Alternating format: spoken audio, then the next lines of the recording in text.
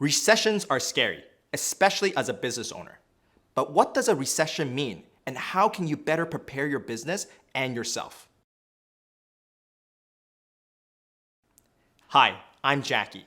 I help make Canadian business owners' goals a reality with innovative financial advice. In this video, I'm sharing useful actions you can take to prepare for a recession, and more importantly, the opportunities for you to maximize your wealth. What is a recession, and what impact does it have on your life? Well, according to Investopedia.com, a recession is a significant, widespread, and prolonged downturn in the economic activity. A common rule of thumb is when there are 2 consecutive quarters of negative growth in GDP, or the gross domestic product. Simply put, a recession is when the economy shrinks across multiple business sectors, meaning we all feel the pinch. What happens in a recession? Well, unemployment rises, the cost of goods goes up, spending slows down, and assets and income starts to decline. For many, it becomes increasingly hard to afford the standard cost of living, let alone any additional purchases or spending. The good news is that recessions are typically shorter in comparison to a depression. Recessions can range from months to about 3 to 4 years, whereas a depression can last much longer than that. The last Great Depression was a decade long. Since a recession is basically a slowdown of the economy, people and businesses will learn to cut back spending and investments and focus on preservation. This aside, for some, a recession can offer a huge opportunity. The great investor Warren Buffett famously said, "Be fearful when others are greedy, and be greedy when others are fearful."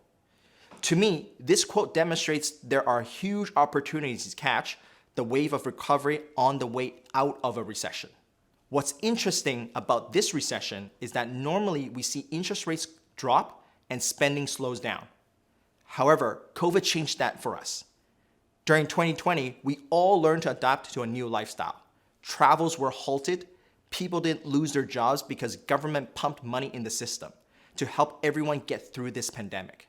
This meant that people could continue to earn a good income, some even thrived. We all learned to spend less and save more because there was not much to spend money on. The only bigger purchases people made was to upgrade their homes, and a lot of people were able to make money either in the stock market or the housing market. This meant that when things started to reopen back in 2022, there were a lot of pent-up savings, and people wanted to travel and go out and spend all of their money again. With both the Ukraine war and the China's lockdown that impacted manufacturing, this created the perfect storm for inflation, an increase in appetite to spend, and a shortage of supplies. This makes this recession very interesting to observe. Interest rates are going up, but spending is still increasing. Economists and financial advisors are all trying to time when the bottom is, but the reality is no one truly knows. It's uncertain when things will bounce back, so for me, the best way to tackle this is to implement great, long-lasting habits rather than trying to time this thing. So what should you do as a business owner to protect both your family and your business this year, and potentially even thrive? Remember the acronym RAID, R-A-I-D. R, revisit your goals. It is important to always go back to your guiding star when you're making your decisions. Your goals should help you determine the best course of action. If you don't know where you're going, how do you know when you've arrived? If you've been following us, you know how much we emphasize this. It is more important than ever to identify your top 3 goals. Realign yourself and get clear on those top priority, non-negotiable goals. Then you'll find it a lot easier to make decisions. If you have 20 goals, make sure you prioritize 3. It's not to say you cannot have the other goals, but you'll want to identify the highest priority ones first, and when you accomplish them, you can revisit what's left. Check out our complimentary Goals Visualizer tool in the description below to help get clear on exactly what those top 3 goals are for you. In my household, we've carved out a weekend away from the kids to disconnect from our busy day-to-day lives and realign ourselves with our goals. It has created a closer relationship between me and my wife because we are now both involved in our future together. If goals were the destination on your GPS system, then the cash flow plan is the roadmap to get you there. When you don't have a clear cash flow plan, you can be wandering in circles and taking a longer path to get where you need to be. The cash flow plan is a system that will help achieve your goals faster. Cash flow planning allows for what I call guilt-free spending. It gives you the freedom to enjoy your life the way you want, but still reach the goals without compromise. The reason why it works is that it reminds you to put your goals first, and you don't have to meticulously count every penny that you spend. To learn more about building your own cash flow plan, click the I in the top corner. In this recession, just remember two things. Number one, avoid overspending by getting clear on your cash flow plan. This will leave you with more cash in your business, which is both good for your business and your taxation. Number two, if possible, avoid making larger purchases this year. With the higher interest rate and the rising cost of goods, you'll get hit twice if you borrow more money to purchase more things.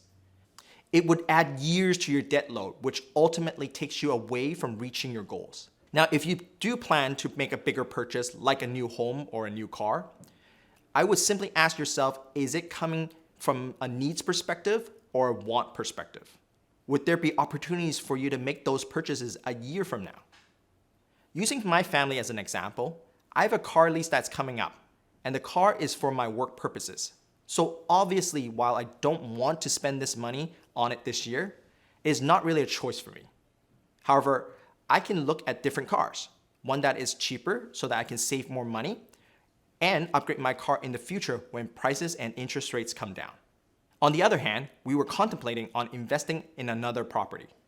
While generally speaking, real estate is a good asset, we made a decision to hold off this year because first of all, we wanted to diversify our assets, which I will talk about shortly.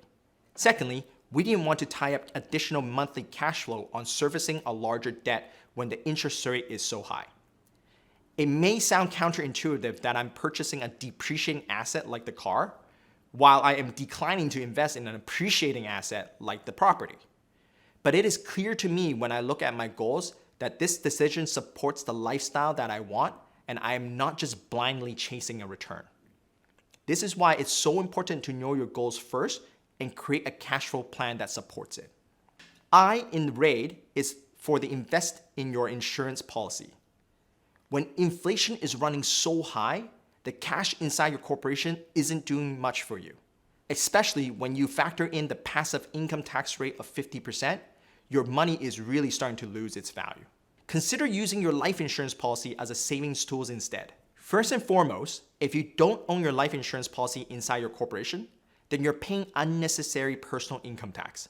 Stop doing that right away and move it into your corporation instead. If your life insurance is a term policy, then you're likely missing out a huge tax shelter savings inside your corporation. As I have said, cash isn't doing you any favors. So instead, put the cash inside your insurance policy and have that generate 6% or more for you instead. The biggest myth about life insurance is that it's only an expense. But for a business owner, this is a powerful asset. Two things you need to know to turn your life insurance into an asset. First is that we typically recommend using a whole life participating policy. The reason for this is because with term insurance, you're paying the least cost for insurance, so there's no other features or savings towards the cash value. In other words, if you've canceled the policy, you won't get anything for it. Most term insurance does have a conversion option to convert it into a whole life. Check with your insurance advisor before doing this to see if this is a good idea. The second thing you need to know about the asset is that it grows tax-free. Since this is ultimately an insurance policy, as long as you keep the money inside the policy, you'll grow it tax-free. And when you pass away one day, the whole proceeds will be paid to your family tax-free. So why is this a great tool during recession? Simply put, you'll keep the money safe inside the policy, growing it more in line with the inflation rate, while growing it tax-free.